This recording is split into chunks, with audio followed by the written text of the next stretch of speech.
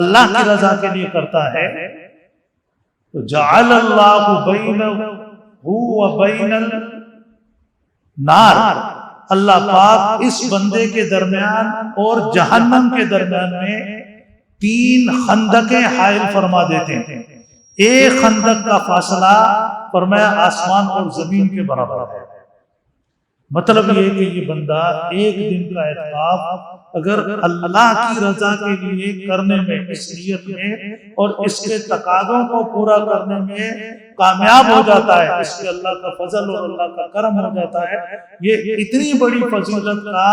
مستحق بن جاتا ہے کہ کوسوں دور جہنم اس سے چلی جاتی ہے۔ اللہ سے معافی مانگتا ہے، مسجد کے اندر آ کر بیٹھا ہے تو وہ اللہ سے معافی اسی صورت میں لے کر جائے گا جب وہ اللہ کے گھر کے ادب کا اور احترام کے تقاضے پورے کرے گا۔ یہ ساری باتیں حدیث مبارکہ میں بتائی گئی، لیکن آج میں تھوڑا اس کو وجہ اس کی یہ کہ ہم دیکھ رہے ہیں کہ جناب وہ جب بھی اعتکاف میں بیٹھتے ہیں، یہاں تراویح ہو رہی ہے، اعتکاف والے باہر سین میں بیٹھے باتیں کر مطلب پتہ چلا اعتکاف والا آدمی باتھ روم میں گیا، اتنی سگریٹیں پی کہ وہاں دوسرا جا رہا ہے، اس کو بدبو آ رہی ہے، یاری کس کو اعتکاف میں بٹھایا آپ نے؟ اعتکاف میں بیٹھنے کا مطلب یہ کہ ہم اپنی ساری عادتیں، اپنی ایکٹیویٹی سب چھوڑ دیں، اللہ کے لیے آ کر بیٹھ جائے۔ اب ایک بندہ کہتا ہے نہیں میری عادت ہے ایسے کرنا ہے، تو پھر اس کو اعتکاف میں بیٹھنے کی ضرورت ہے؟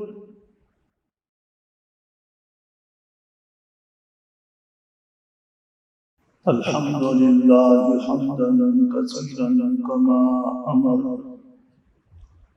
ونشهد ان لا اله الا الله وحده لا شريك له في الخلق والامر ارغاما لمن جاهد به وكفر، ونشهد ان سيدنا وسندنا ومولانا محمدا عبده ورسوله صلی اللہ علیہ وعلى آلہ وأصحابہ الذین هم كالنجوم في السماء للاهتداء والاقتداء وهم مفاتيح الرحمة ومصابيح الغرر۔ اعوذ باللہ من الشیطان الرجیم، بسم اللہ الرحمن الرحیم، وَلَا تُبَاشِرُوهُنَّ وَأَنْتُمْ عَاكِفُونَ فِي الْمَسَاجِدِ تِلْكَ حُدُودُ اللَّهِ فَلَا تَقْرَبُوهَا كَذَلِكَ يُبَيِّنُ اللَّهُ آيَاتِهِ لِلنَّاسِ لَعَلَّهُمْ يَتَّقُونَ۔ صدقت یا رب العالمین۔ واجب احترام گرامی قدر معزز حاضرین محفل، السلام علیکم ورحمۃ اللہ وبرکاتہ۔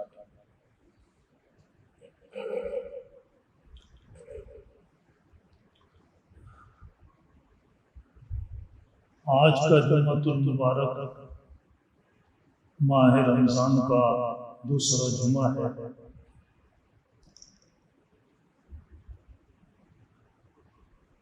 اللہ تبارک و تعالی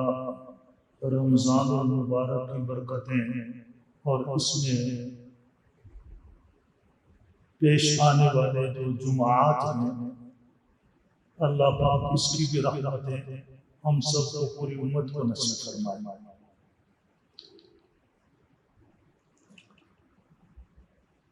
رمضان المبارک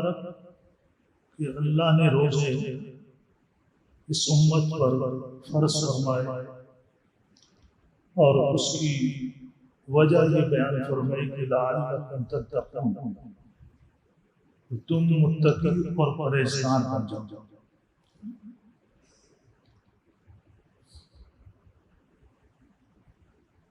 انسان متقی اور پرہیزگار کب بنتا ہے؟ انسان متقی اور پرہیزگار تب بنتا ہے جب یہ شیطان کے اور نفس امارہ کے تقاضوں کو کچلنا شروع کر دے.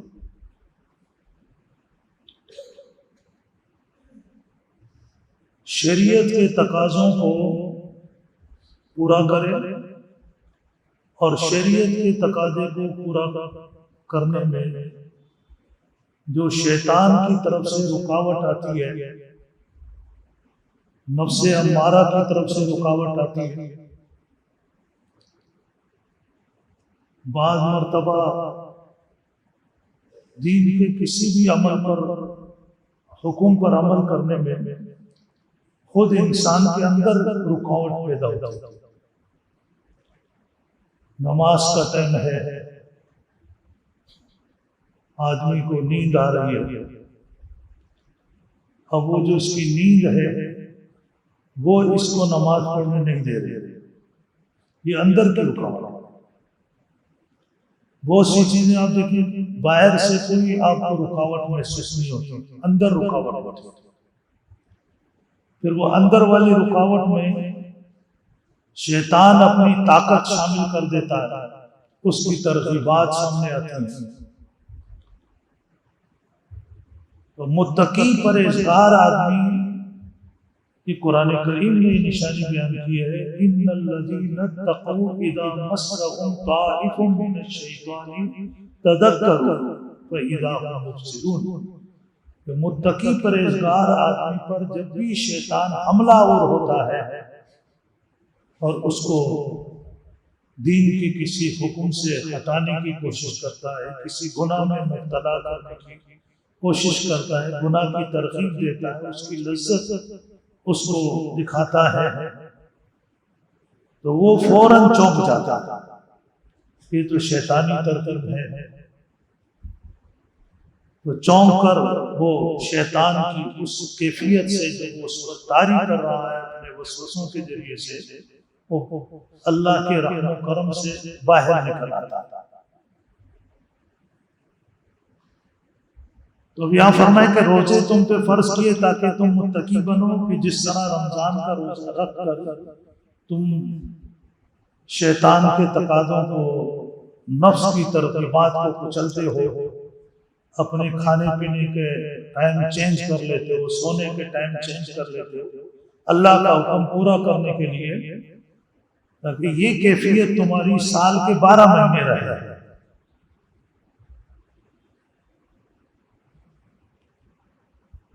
کچھ عرصے پہلے کی بات ہے، ایک نمازی دوست مجھے کہنے لگا کہ جی رمضان میں جو ایک عادت بنی سحری کے ٹائم میں کھا لینا اور پھر افطاری تک خالی پیٹ رہنے کا، کہنے لگا میں ابھی روزہ تو نہیں رکھتا لیکن کوشش یہی کرتا ہوں کہ اپنی روٹین اس طرح رکھوں کہ اس میں زیادہ کھانے پینے کا سلسلہ نہ ہو، تو اس سے پھر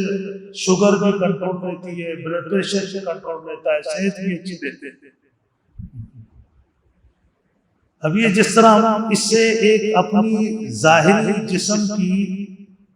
صحت کو برقرار رکھنے کے لیے ایک اندازہ لگا لیتے ہیں،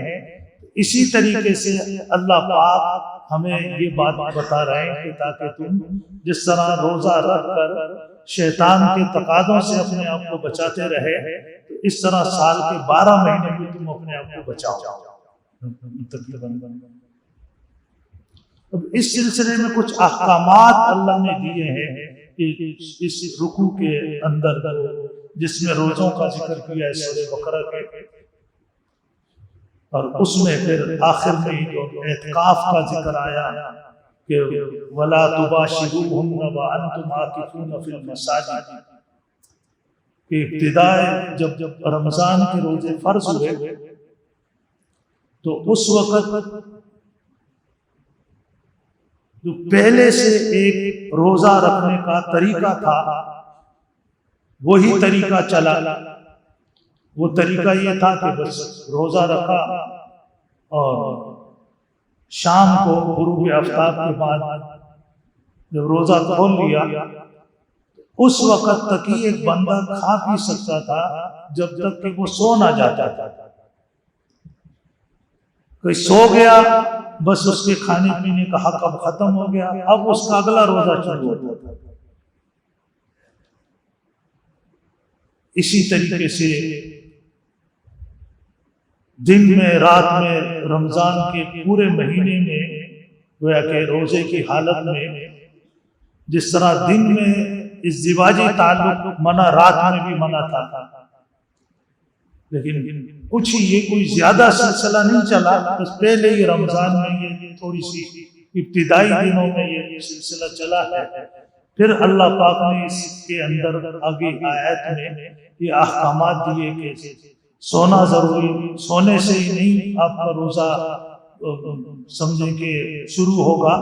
بلکہ فرمایا کلوا واشربوا حتی یتبین لکم الخیط الابیض من الخیط الاسود من الفجر، کہ غروب آفتاب کے بعد آپ صبح صادق تک کھا پی سکتے ہیں۔ جب صبح صادق چونکہ ایک بارڈر ہے،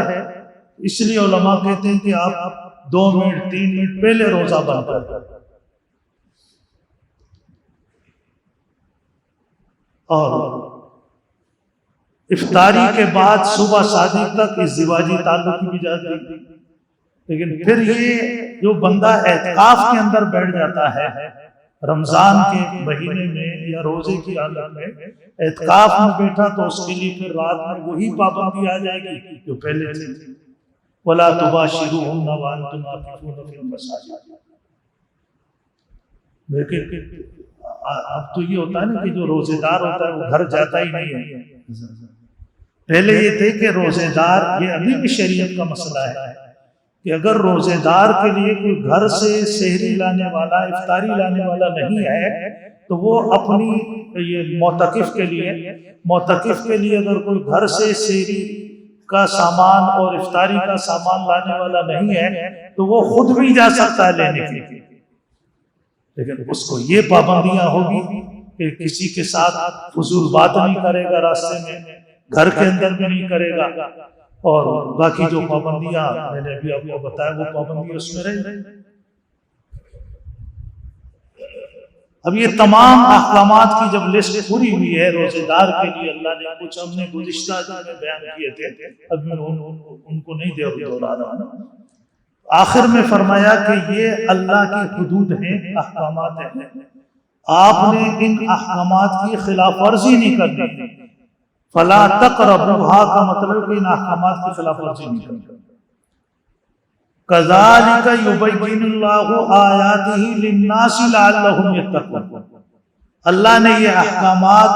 بیان کر دیے لوگوں کے سامنے، جب یہ ان پر عمل کریں گے تب ان میں تقوی پیدا ہوگا، ورنہ تو رمضان آتا ہے گزر جاتا ہے۔ لوگ جب رمضان کے اندر جو روزے کی پابندیاں ہیں، احکامات ہیں، اس کی پاسداری نہیں کریں گے تو تقوی کہاں سے پیدا ہوگا؟ کیونکہ اعتکاف رمضان المبارک کے مہینے میں حضور اکرم صلی اللہ علیہ وسلم کا جو عمل رہا وہ آخری عشرے کا ہے، اگرچہ ایک مرتبہ نبی کریم صلی اللہ علیہ وسلم نے پورا مہینہ بھی اعتکاف فرمایا، لیکن اکثر آپ کا جو عمل رہا وہ آخری عشرے میں اعتکاف، لے رمضان المبارک کے مہینے میں آخری عشرے کا اعتکاف کرنا یہ مسنون عمل کہلاتا ہے، اور اس کے لیے جو فضیلت ہے، وہ فضیلت میں کوئی خاص جو نقطہ ہوتا ہے لوگ اس پہ توجہ نہیں دیتے، اور توجہ نہ دینے کی وجہ یہ ہوتی ہے کہ وہاں سے شیطان ہماری توجہ ہٹاتا ہے۔ شیطان یہ چاہتا ہے کہ یہ ہندوؤں کی طرح تھک جائے، پوری رات رام رام کر کے ملے کچھ بھی نہیں کو۔ یہ آپ یاد رکھیں، شیطان کی پہلے کوشش یہ ہوتی ہے کہ بندہ نیکی کی طرف آئے ہی نہ، لیکن جب وہ اپنی کوشش میں ناکام ہو جاتا ہے اور یہ نیکی کی طرف آ جاتا ہے بندہ، تو مایوس پھر بھی نہیں ہوتا، اب وہ اس نیکی کے اندر گڑبڑ کرواتا ہے۔ یا تو نیت ہی خراب کروا دے گا شروع سے، یا پھر اس کے جو تقاضے ہوں گے اس کو پورے کرنے نہیں دے گا تاکہ وہ ضائع ہو جائے۔ اعتکاف کے بارے میں حدیث مبارکہ میں یہ آتا ہے، حضور اکرم صلی اللہ علیہ وسلم کا ارشاد ہے، آپ نے فرمایا من اعتکف یوما ابتغاء لوجہ اللہ، کہ ایک آدمی ایک دن کا اعتکاف اللہ کی رضا کے لیے کرتا ہے، یہ اللہ کی رضا کے الفاظ، اللہ کی رضا کے لیے کرتا ہے، تو جعل اللہ بینہ وبین النار، اللہ پاک اس بندے کے درمیان اور جہنم کے درمیان میں 3 خندقیں حائل فرما دیتے ہیں۔ ایک خندق کا فاصلہ فرمایا آسمان اور زمین کے برابر ہے۔ مطلب یہ کہ یہ بندہ ایک دن کا اعتکاف اگر اللہ کی رضا کے لیے کرنے میں، اس نیت میں اور اس کے تقاضوں کو پورا کرنے میں کامیاب ہو جاتا ہے، اس کے اللہ کا فضل اور اللہ کا کرم ہو جاتا ہے، یہ اتنی بڑی فضیلت کا مستحق بن جاتا ہے کہ کوسوں دور جہنم اس سے چلی جاتی ہے۔ دعا کرتے ہیں اللہ سے ربنا آتنا فی الدنیا حسنہ وفی الآخرۃ حسنۃ وقنا عذاب النار، تو قنا عذاب النار، اے اللہ میں جہنم کے عذاب سے بچا، تو جہنم اس سے کئی گنا دور چلی جاتی ہے۔ اور جب ایک چیز آپ سے کئی گنا دور ہو، جیسے آپ جا رہے ہیں اور آپ کو بتایا جائے کہ جی راستے میں خطرہ ہے، لیکن آپ معلوم کریں وہ جو خطرہ ہے وہ تو جس راستے سے آپ گزریں گے وہ تو 100 کلومیٹر دور ہے آپ سے، آپ مطمئن ہو کے چلے جائیں گے۔ اور اگر یہ پتہ چلے کہ نہیں خطرہ بالکل آپ کے راستے کے بیچ میں ہے تو آپ جائیں گے نہیں۔ تو جب یہ بتایا گیا کہ جہنم اس بندے سے کوسوں دور ہو گئی، تو یہ اس کے لیے اطمینان کی خبر، لیکن ہے کیا؟ من اعتکف یوما ابتغاء لوجہ اللہ، اللہ کی رضا کے لیے۔ اب اللہ کی رضا کا مطلب یہ ہو کہ آپ ایک کام فعل کر رہے ہیں، رفع نہیں کر رہے۔ اب یہ سب ہم سب نے جنہوں نے اسکولوں میں ہم پڑھے ہیں، مدرسوں میں پڑھتے ہیں، رفع کام کا بھی پتہ ہوتا ہے، جان چھڑائی جاتی ہے۔ فعل کام ہوتا ہے جو انسان نے استاد کی نظر میں، ادارے کی نظر میں، اور جناب اپنے ماں باپ کی نظر میں، اساتذہ کی نظر میں اچھا بننا ہے اور ایک اچھے نمبر لینے ہیں، ایک اچھا انسان اور اچھا طالب علم کہلائے گا، وہ اچھا کام کرے۔ اب لوگوں سے تو اس کو چھپایا جا سکتا ہے، اللہ سے نہیں چھپایا جا سکتا۔ اب اس میں جو اللہ کی رضا ہوتی ہے، اس میں کیا چیز شامل ہوتی ہے؟ اس میں سب نیت تو ایک دل کا عمل ہے جو کسی کو نظر نہیں آتا، کس کو کیا پتا اس کے دل میں کیا۔ ایک بندہ آیا ہے مسجد سے نمازیوں کی جوتیاں چوری کرنے کے لیے، اور وہ بھی مسجد میں ایک طرف بیٹھا ہوا، ہمیں کیا پتا اس کے دل میں کیا، تو نظر تو نہیں آتا دل کا عمل ظاہر ہوتا ہے ظاہری حرکتوں سے۔ جب انسان کسی بھی عمل میں نماز کے لیے آتا ہے اور اس چیز کا خیال نہیں کرتا کہ اس سے برابر والے کو تکلیف پہنچ رہی ہے، یا مسجد کا نظم و ضبط خراب ہو رہا ہے، اس چیز کی اس کو کوئی پرواہ نہیں ہے، تو اس کا مطلب ہے کہ اس کی نیت صحیح نہیں۔ اب آپ دیکھیں نا، ہمارے گھر میں کوئی بندہ آتا ہے، وہ مہمان ہوتا ہے، نیت صحیح ہوتی ہے، وہ گھر کی ایک ایک چیز کا خیال رکھتا ہے، اور جو آئے جناب آپ کے قالین پہ تھوک کے چلا جائے، صوفے پہ گندگی کر جائے، کھانا کھایا اور جناب کھانا نیچے پھینک دیا جو بچا، تو آپ اندازہ لگائیں گے کہ اس بندے کی نیت صحیح نہیں تھی گھر میں آنے کی۔ دل میں تو پتہ نہیں چل رہا تھا اس کی نیت صحیح ہے۔ تو نیت کا اندازہ ظاہری اعمال سے ہوتا ہے۔ اللہ چونکہ سب کچھ جانتا ہے، عالم الغیب والشہادہ ہے، لیکن یہ انسانوں کے لیے ہے کہ انسان خود ایک اندازہ لگا سکتا ہے میری نیت کیا ہے۔ اس لیے جو لوگ اعتکاف بیٹھتے ہیں جہاں بھی، وہ اس چیز کا خاص خیال رکھیں کہ ان کی رضا، ان کے دل میں اللہ کی رضا ہے۔ اعتکاف کا مقصد کیا ہوتا ہے؟ یہ تو اللہ کی رضا کے لیے بیٹھ گیا، اب اندر مقصد کیا ہے اس کا؟ ویسے تو اللہ کے گھر میں 5 ٹائم ہر بندہ آ رہا ہے جا رہا ہے، لیکن جو بندہ اعتکاف بیٹھتا ہے اس کا مقصد یہ ہوتا ہے کہ جیسے کسی کے دروازے پر سائل آتے ہیں، دروازہ بجاتے ہیں، مل گیا چلا گیا نہیں ملا، لیکن ایک بندہ آ کر بیٹھ گیا صبح سے شام اور شام سے صبح 10 دن تک مسلسل دروازہ بجا رہا ہے، مجھ کو دو دو، تو تنگ آ کر کہیں گے اس کو دے کے جان چھڑاؤ، یہ تو جائے گا۔ تو معتکف کا مطلب یہ کہ وہ اللہ کے گھر میں آ گیا اور پڑھ گیا کہ اللہ اب آپ نے میرے کو معاف کرنا ہی ہے، معافی لے کر ہی جاؤں گا یہاں سے، دل اس کے لیے وہ اللہ کے گھر میں ہوا۔ اب آپ اس کو بھی سہم اسی پہ دیکھ لیں کہ سائل ہے آپ کے دروازے کے سامنے بیٹھا ہے، سوال کر رہا ہے تو آپ دیں گے، لیکن اگر اس نے جناب آپ کا دروازہ توڑ دیا، باہر فٹ پاتھ کو نقصان پہنچایا، گھر کو نقصان پہنچایا، پھر تو آپ 15 پہ کال کر کے بلا کے اس کو پولیس کے حوالے کر دیں گے، پھر تو کچھ نہیں ملے گا۔ اسی طرح جو بندہ اللہ سے معافی مانگتا ہے، مسجد کے اندر آ کر بیٹھا ہے، تو وہ اللہ سے معافی اسی صورت میں لے کر جائے گا جب وہ اللہ کے گھر کے ادب کا اور احترام کے تقاضے پورے کرے گا۔ یہ ساری باتیں حدیث مبارکہ میں بتائی گئی، لیکن آج میں تھوڑا اس کو وجہ اس کی یہ کہ ہم دیکھ رہے ہیں کہ جناب وہ جب یہ اعتکاف میں بیٹھتے ہیں، یہاں تراویح ہو رہی ہے، اعتکاف والے باہر سین میں بیٹھے باتیں کر مطلب پتہ چلا اعتکاف والا آدمی باتھ روم میں گیا، اتنی سگریٹیں پی کہ وہاں دوسرا جا رہا ہے، اس کو بدبو آ رہی ہے، یعنی کس کو اعتکاف میں بٹھایا آپ نے؟ اعتکاف میں بیٹھنے کا مطلب یہ کہ ہم اپنی ساری عادتیں، اپنی ایکٹیویٹی سب چھوڑ دیں، اللہ کے لیے آ کر بیٹھ جائے۔ اب ایک بندہ کہتا ہے نہیں یہ میری عادت ہے ایسے کرنا ہے، تو پھر اس کو اعتکاف میں بیٹھنے کی ضرورت ہے۔ ہمارے پاس ایک صاحب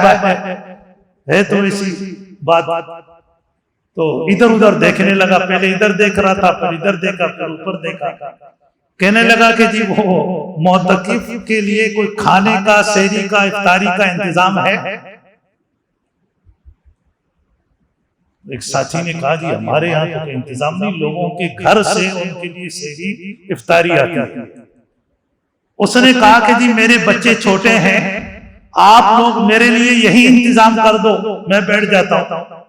تو ہمارے ساتھی نے کہا جب بچے بڑے ہو جائیں گے پھر آ کے بیٹھ جانا،